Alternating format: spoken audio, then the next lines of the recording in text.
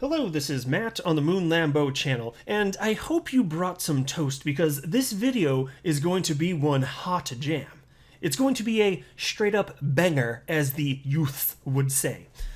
And what are we going to be talking about? Well, I want to talk about how lawmakers are basically trying to destroy everything, and they're the reason that we cannot have nice things. Here's a headline from Forecast News, and this is actually positive, interesting stuff, but check this out. Ripple expands XRP into NFTs amid escalating legal battles. And so this article, and I'm going to run through just part of it, highlights what Ripple is doing to get into non-fungible tokens and the decentralized finance space. And this article is from just yesterday. It's a new article.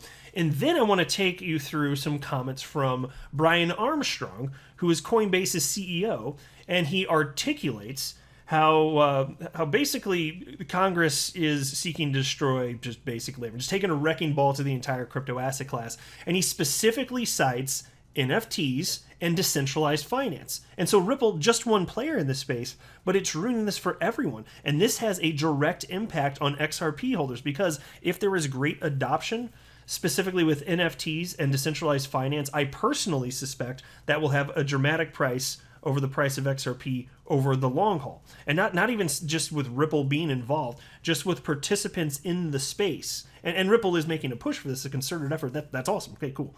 The more things XRP and the Xrp Ledger is adopted for, the better. But while they're doing this, there are people that don't know what the hell they're talking about stopping this. And so I put out another video very recently, just a couple videos ago, where I was talking about this topic. And so this is going to be a continuation, but in this video I've now got comments from, again, Brian Armstrong, Coinbase CEO. I've got a comment from Elon Musk, who is on the same page as Brian Armstrong, and then I want to share with you comments from Senator Pat Toomey, who very skillfully articulates just what's at stake and just how bad the opposition, if they have their way, is going to make things for all of us. And so look, I want to be clear at the outset, I do not have a legal or financial background of any kind. I am not offering legal or financial advice, and you definitely should not buy or sell anything because of anything I say or write. I'm just a simple little Moon Lambo doing Moon Lambo stuff, making YouTube hot jams all up on the internet, but it's just a fun hobby, right? I'm not pretending to be some sort of guru. I'm just a dude. There's nothing special about me. I just happen to have a YouTube channel, just be clear. All right, into this nonsense now. As the SEC versus Ripple Labs lawsuit drags on in the U.S. courts, San Francisco-based payments technology company Ripple Labs continues looking outward for opportunities in other areas and on other shores. In its latest business expansion, Ripple is looking to bring non-fungible tokens, or NFTs for short, to the Xrp Ledger as it seeks to tap into the lucrative and growing NFT market, as well as expand its on-demand liquidity payments business around the world. And so pause there, and you may recall I made at least one video where I was talking about Ripple, how they were, I believe the fact is that they were helping to lead a funding round, I believe that's what it was, and for Mintable, which is an entity that has everything to do with non-fungible tokens. And as it turns out, the Xrp Ledger is perfectly suited for this. It was actually the first blockchain launched that had a built-in decentralized exchange, and that might confuse people if you word it like that, because you think about trading in Coinbase and Binance or stuff like that. But it's just it's a place where you can issue tokens. That's what you can do on it. It wasn't worded like that back in 2012 because as time passes, certain phrases and words get adopted in the crypto sphere, and so Ripple does adapt to that, and we all need to. But yeah, we're talking about creating tokens on the Xrp Ledger. But compare this to what you can do with, like, for instance, Ethereum. There is no comparison, because the Xrp Ledger, for a couple of reasons. First of all, blazing fast, and transactions cost fractions of a penny, so you don't have to worry about gas fees or anything like that. It's perfectly suited for this amazing aspect of the world of crypto that's just been blowing up of late. And so excuse me. So then it continues down here. They have this little subheading: Ripple looks to NFTs. David Schwartz, Ripple's chief technology officer, said in a Ripple Drop video this week that while collectibles are the biggest NFT use case today, he sees a lot of potential for NFTs in other areas. A lot of us have sort of bundles of digital rights, like movies or songs that we purchased, books that you may have, or a Kindle, and they're typically tied to services that have monthly fees, Schwartz said. So there's an interesting future use case of allowing people to sort of be their own custodians of their digital rights. Now, then the piece continues. The Xrp Ledger has a number of features that make it very desirable for NFTs, including low cost and high speed, Schwartz said. Xrp is also directly available on the ledger, so a user doesn't need to go to another ledger to make the payment. And then they have this little section here, and it gets into a little bit of decentralized finance. Federated sidechains expanding use cases for the Xrp Ledger. Federated sidechains, which are blockchains that operate alongside other blockchains, could be available for the Xrp Ledger in the coming months and expand use cases for the Xrp Ledger, Schwartz said. And here's a quote. The Xrp Ledger can handle well over 1,000 transactions per second, but that's a finite limit. And if you're imagining future use cases, millions of NFTs or something, you can exceed that limit because each federated sidechain has its own transaction volume. End quote. Yeah, so that's exactly the problem that you're running into with Ethereum, for example. And the piece continues. Ripple is also exploring supporting decentralized finance, but that probably won't happen until next year, Schwartz said. And here's a quote. There's little to no support for decentralized finance on the Xrp Ledger. You could have a sidechain to the Xrp Ledger, which you could have the same assets and you would have access to decentralized finance functions, Schwartz said. And he said, seeing real centralized federated sidechains to provide features like DeFi is probably more like 6 to 9 months away. And so here you can see this is something that, if it unfolds in a positive way, widely adopted to these types of use cases with the Xrp Ledger, this is good for Xrp itself. And so what's going to stop this, though? Well, look, if this doesn't end up panning out and Xrp Ledger is never widely adopted for these use cases, okay, but let the market figure it. We could agree on that, right? Like, we'd like for it all, like, we'd like Xrp to be used for everything because we're Xrp holders. Got it. We'd like it to be widely adopted. Xrp is my favorite cryptocurrency. It's my largest holding personally, so in that sense, I'm biased, fine. But I want the market to figure out whether or not that actually makes sense, and not every use case that is proposed for Xrp or the Xrp Ledger, not every use case will ultimately make sense as the market figures out the best path forward. And it's a messy process, but there will be things that do take hold. Because look, Xrp is so technologically advanced compared to so many other cryptocurrencies, especially if you're talking about using it in some way for payments. Yeah, there's a place for it, and it's so liquid on top of that. Because the liquidity, that's not something you can program into it. I don't care how awesome your new technology is. The fact that Xrp is here and there's a standard in place now, like, that actually matters. Having actual liquidity, that is not something that just happens organically. And so that gives Xrp and the Xrp Ledger a dramatic edge, a huge advantage. Standards are hard to supplant. And so now we jump into this from Brian Armstrong, CEO of Coinbase, and this is fascinating. There are a few key moments that define our future. One is happening now in the Senate with the infrastructure bill. And so I've talked about that, and again, I mentioned, I alluded to the beginning part of this video that I had recently talked about this. So the infrastructure bill in the United States here, it's supposed to be something that you'd think, infrastructure, okay, so it's going to fund the creation of roads and bridges and repairs along those lines, this and that. But instead what happened, there's some of that, but instead what happened, instead of it being purely an infrastructure bill, all sorts of nonsense that isn't related to infrastructure got passed in, or thrown into it, because if you vote against an infrastructure bill, whether you're on the left or the right, that doesn't look good, does it? So the politicians, being the SOBs that they are, they throw in their little pet projects, whatever it is, and in this case, some really bad proposals having to do with crypto got thrown into an infrastructure bill. Crypto has nothing to do with infrastructure, but here it is, and this is how politicians behave. And so anyway, Brian continues. At the 11th hour, Mark Warner has proposed an amendment that would decide which foundational technologies are okay and which are not in crypto. This is disastrous. Senator Mark Warner has asked for proof-of-stake validators to comply with the impossible, but not proof-of-work miners. Why? It's not clear. But we could find ourselves with the Senate deciding which types of crypto will survive government regulation. This is the government trying to pick winners and losers in a nascent industry today, where some new technology is being developed every month.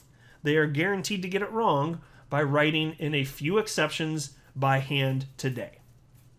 Imagine if the government decided that iOS is okay, but Android isn't. and that software developers building on iOS can thrive, but Android is outlawed. Our senators are voting tomorrow on the future of innovation in financing crypto in America. If they choose the Senator Mark Warner amendment, we will see future development of blockchain technology move offshore to countries like China that are currently embracing it. Crypto is still in its early stages. Innovators across this country are working to make crypto networks better, enabling new apps like non-fungible tokens, ding ding ding, smart contracts, and decentralized finance. These will bring enormous benefits to Americans and help ensure our place as a financial hub. And so look, people, like this is still going to happen somewhere on the planet. And this is something Ripple's pushing for, but if they can't push for it, I mean, they're a big player. It's something. And then look, and I understand there's other players in the space, and other participants can push for it specifically with the Xrp Ledger because it's decentralized. I understand that, but I don't want the government picking winners and losers, and this will have global impacts for the adoption of XRP and the Xrp Ledger, and thus XRP price. This matters to everybody that has a set of ears listening to this. Brian continues. If the U.S. fails to embrace the innovation happening in crypto, it risks becoming a financial backwater, missing out on one of the fastest growing sectors of the economy. Imagine if we had missed out on the internet and the largest internet companies had been built overseas. This debate in the Senate started because the government sees the growing crypto industry as a source of tax revenue. We agree everyone must pay their taxes. There is no debate on this topic. But destroying some of the most exciting innovations in the process is unconscionable. History will not be kind to any politician who tries to block Americans' access to new technologies. Americans have a very low tolerance for taking away our rights and harming economic growth. Contact your senators and urge them to vote for the Wyden-Loomis-Toomey Amendment and vote no on the Warner-Portman Amendment. Let's keep crypto alive and thriving. We're just getting started. Golf clap for Mr. Armstrong. Well stated. I think that was worded very articulately, very powerful. It does a good job making the case, and he is absolutely correct. And then you had Elon Musk jump in, and he responded to Brian Armstrong on this and wrote the following. Agreed. This is not the time to pick technology winners or losers in cryptocurrency technology. There is no crisis that compels hasty legislation. Exactly, which is why you shouldn't be putting crypto regulation in an infrastructure bill, you idiots. Bunch of idiot sticks out there. Damn, man, can you use more than like 5% of your brain power to figure this out? Now, here's Senator Pat Toomey who jumped in, and you're going to like this. He wrote the following. While I appreciate that my colleagues in the White House have acknowledged their original crypto tax had flaws, the Warner-Portman Amendment picks winners and losers based on the type of technology employed. That's horrible for innovation. The Warner-Portman plan exempts Bitcoin miners, but not other transaction validators or software developers who create these platforms. What does that mean? Two identical services could receive dramatically different regulatory treatment depending on the technology used. The U.S. Treasury wants maximum flexibility to regulate and tax crypto as they see fit. Congress should not allow that to happen. Now, let me pause right there. Does that sound familiar to you guys? Another part of the federal government not really wanting to submit things, wants to be a little bit wishy-washy so that they can argue legally whatever it is that they want to argue and enforce whatever they want to enforce. Does that sound like the SEC and coming after the crypto asset class a little bit or a lot of it? I'd say a lot of it. Anyway, Senator Toomey continues. We need to have this debate in public and in full, especially before potentially disruptive changes are made that push crypto overseas.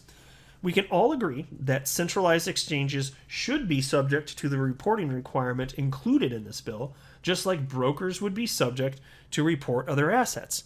But why rush and get it wrong? Now isn't the time for the IRS to pick winners and losers with a new technology. Crypto has the potential to be the future of the internet. How foolish to crush it over a tax provision that possibly raises just $500 million per year more in a $1.2 trillion bill. And the thing about that too, let me pause. 500, so whatever you're going to collect immediately in taxes, like, okay, fine, but there's an opportunity cost to it. So maybe you collect something, but what about the things that will never exist? And as a result of them never existing, you'll never be able to tax because they're going to happen overseas. This is so short-sighted, but that's typical of the federal government, is it not? I mean, like, the federal government's not good at running anything, folks. It just isn't. I mean, government in general. Like, have you been to the DMV? You know, I mean, it's like, I'm pretty sure that's where Satan lives. In fact, like the DMV, I'm highly confident. Anyway, and then he wraps up by stating the first principle here should be do no harm. The Warner-Portman Cinema Amendment will drive developers to create software outside of the United States. I urge my colleagues to oppose it and join me, Ron Wyden and Senator Loomis, in protecting American innovation. Very well stated. Golf clap for Senator Toomey.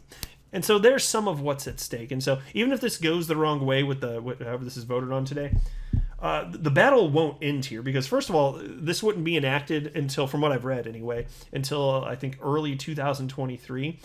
And there will be opportunity for cases to be made. But even so that's the case, it's like, why push forward crap? It doesn't make a damn bit of sense. And so this is just people that don't know what the hell they're talking about. They want to grab more money. And it's the federal government, which, by the way, is printing the dollar into oblivion, or like reducing your purchasing power with the dollars that you have. And then they want to tax people more, even though they're just raising, the debt ceiling again and again and again. They're not spending within their means. They don't have a revenue problem. They have a spending problem. Despite that, they always want more. They ask you to do with less. And when was the last time the federal government had to do with less? Almost never. I'll wrap up there, though. I am not a financial advisor. You should not buy or sell anything because of anything that I say or write. That would be a very, very, very bad idea. Until next time, to the moon, Lambo.